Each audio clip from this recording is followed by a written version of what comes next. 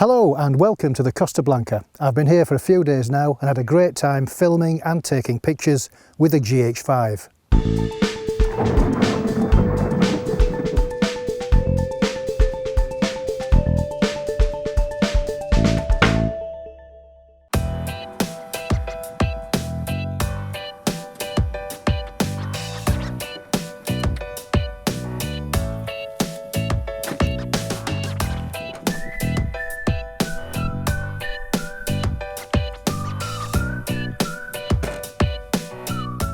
The Big Stopper is a powerful 10-stop neutral density filter that allows the shutter speed to remain open longer to blur out any movement the camera sees, such as clouds and water. I've just arrived at this beautiful location called Embalse de Pedrera, an oasis of still blue aquamarine water in this barren landscape, a fantastic subject for the GH5. I'm using the G Vario 14 to 140mm lens of 14mm. So I have the 58mm thread adapter with a Lee Big Stopper filter holder and the SW100 10-stop filter.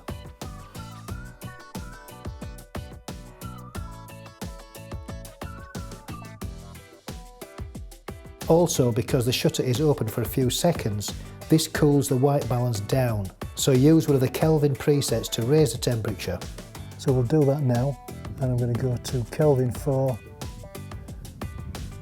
So I'm going to adjust that down to, it's looking right about 9,000. The exposure value will be 10 stops down from the normal value. There is an exposure calculator with the Lee kit on the case, or I have an app on my iPhone called LE Calculator, which is a free download and quickly works out the adjusted shutter speed.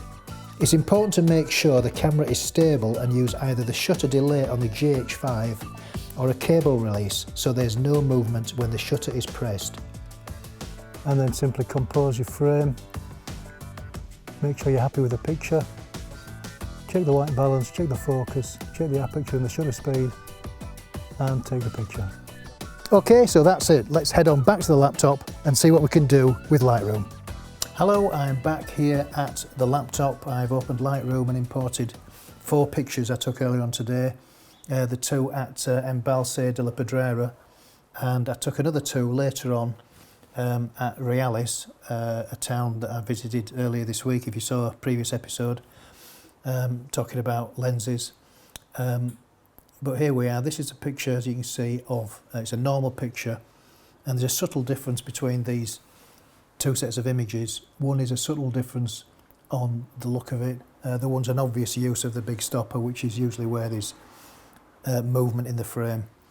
But this one, if you look at the original picture, or the standard picture, which was taken, as you can see, a 100th of a second, f22, ISO 100, and then we put the Big Stopper on the same scene, and it looks like this, which gives you a nice calming water effect. There's no ripples in the water, it just looks like a piece of ice really, but it's very effective. But that's a subtle difference between original there and the Big Stopper picture there. Now later on I went to Royales, as I said, and this scene here is, as you can see, a 200th of a second at f 4.5 ISO 100, and it was a bit dark, it was in the shade, and if we look at the Big Stopper version of that picture, you can see there's an obvious difference between the 2. This was a full minute of exposure, so that's 60 seconds of that scene. As you can see, the wall's sharp. This is why you need a good tripod, and use a cable release to keep the camera nice and rock solid as you take the exposure. Looking at the 2 again, let's look at the first one. That's the scene without the Big Stopper, and that's the scene with the Big Stopper. Okay, that's it. Thanks very much. Thanks for watching.